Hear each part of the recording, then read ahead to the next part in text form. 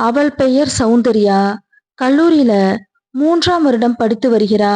என் அக்கா மகள் சௌந்தர்யா என்னுடன் என் மீது ரொம்ப பாசமா இருப்பா.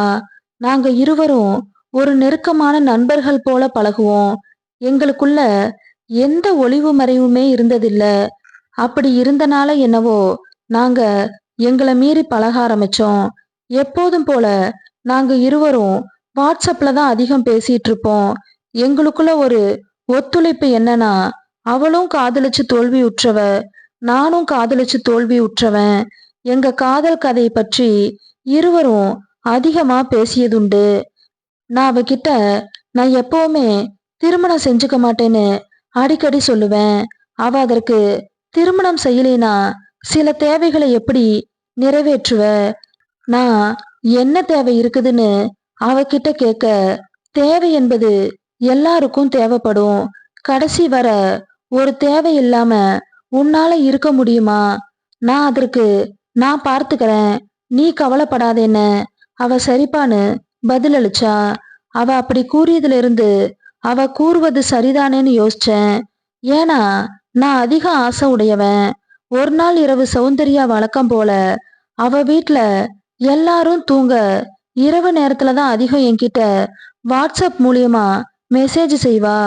அன்றிலிருந்து ஆரம்பமாச்சு எங்களின் ஆட்டம். அன்றிரவு வாட்ஸ்அப்பில் பேசியதை பார்க்கலாம். சௌந்தர்யா: ஹாய்டா மாமா. நான்: ஹாய்டி. அவள்: என்ன பண்ற? நான்: சும்மாதான். வழக்கம் போல பேசிட்டு இருக்கையில நான்: நீயும் திருமணம் செஞ்சுக்காதேன. அவ: போடா லூசுன்னா. நான்: என்ன? அவ: நிறைய ஆசைகள் இருக்கு, அதையெல்லாம் என்ன செய்வேன்? நான்: என்ன ஆசைன்னு சொல்லு. அவ: திருமணம் எதற்காக செய்யறாங்களோ அந்த ஆசைதாண்டா எருமை. நான்: அதான் என்னன்னு சொல்லு. அவ: என்னை கட்டிக்க போறவனிடம்தான் சொல்லுவேன். நான்: என்கிட்ட தானே சொல்லு. அவ: அன்று சொன்னேன். அதான்டா, எல்லாருக்கும் ஆசை இருக்கும்ல. நான்: என்ன ஆசை? என்கிட்ட சொல்லு. அவ: நேர்ல பார்க்கும்போது சொல்றேன். நான்: இப்பவே சொல்லு. அவ: சொல்லட்டுமா? நான்: ஆமா, நீதானே அடிக்கடி சொல்லுவ. உனக்கு அப்புறம்தான் யாரா இருந்தாலும், என்ன கட்டிக்க போறவனா இருந்தாலும் எனக்கு எப்போதும் நீ மாமான்னு சொல்லுவ. இப்போது என்ன நீ சொல்வது எல்லாம் பேச்சுக்கு மட்டும்தானா? அவ: ஆமா, நான் பொய் ஒன்னும் சொல்லலடா மாமா. எனக்கு நீதான் முதல்ல. நீ வேணா என்ன கல்யாணம் செஞ்சுக்கோ, நான் எல்லாமே சொல்றேன். நான்: அப்ப சொல்லவே வேண்டாம் போடி. அவள்: சரிடா சொல்றேன். நான்: சொல்லு. அவள்: நான் எல்லாம் சொல்றேன், ஆனா எதுவும் நினைக்க கூடாது, சரியா? நான்: லூசு, நாம அப்படியா பழகுறோம், சொல்லுடி. அவள் அவளுடைய ஆசைகள் அனைத்தையும் வெளிப்படையா கூற எனக்கு ஆர்வமா இருந்துச்சு. அவ அவளின் ஆசைகளை பத்தி ஓப்பனா பேச இவளுக்கு இவ்வளோ ஆசைகள் இருக்கான்னு ஆயிடுச்சு. அவளிடம்: அம்மு, நீ சொல்றது எனக்கு புரியுதுடி. அவளும் எனக்கும் தாண்டா. என்னடி செய்வது? இப்ப சொல்லு. அவளிடம் என் ஆசைகள் எல்லாத்தையும் கூற அவளும் ஆர்வமா அப்புறம்னு கொடுக்க, நான் எல்லாத்தையும் கூற அவளுடைய மாமா: இவ்ளோ ஆசைய வச்சுக்கிட்டா திருமணம் செய்ய மாட்டேன்னு சொன்ன? நான் ஆர்வமா எல்லாத்தையும் சொல்ல, ஆமா, இது என்ன கேள்வி, எல்லாரும் செய்வாங்க தாண்டா. நான்: அப்படியா? ஏன் நீ செய்ய மாட்டியா? நான் செய்வேன்.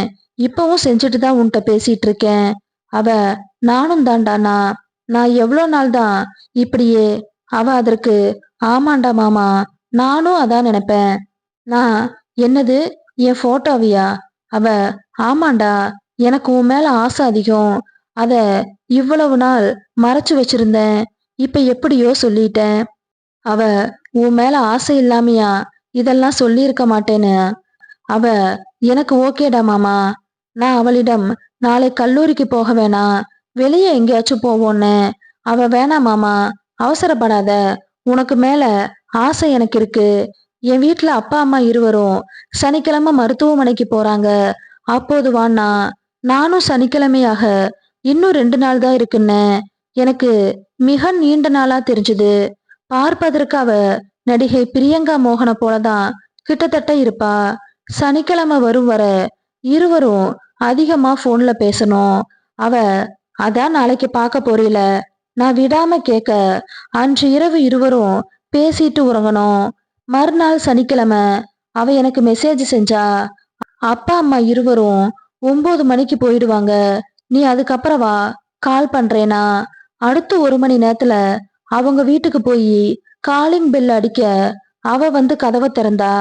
அவளின் அம்மா பக்கத்து வீட்டு ஆன்ட்டியிடம் மதியம் சேர்த்து சமைக்க சொல்லியிருக்காங்க, நீ அங்கேயே சாப்பிடுனாங்களாம். அவளும் சரினா. உடனே காலிங் பெல் சத்தம் கேட்க என்னை இங்கேயே இரு, பார்த்துட்டு வரேன்னு சென்றா.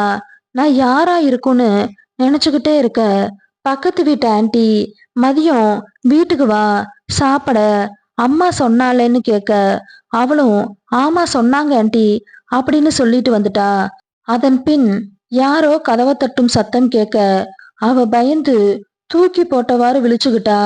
பக்கத்து வீட்டு ஆன்ட்டி சாப்பாடு கொண்டு வந்து கொடுத்துட்டு போக பின்னர் இருவரும் ஒன்றா அமர்ந்து சாப்பிட்டோம். பிறகு எங்களோட வேலைங்களை முடிச்சிட்டு நான் கிளம்பிட்டேன்.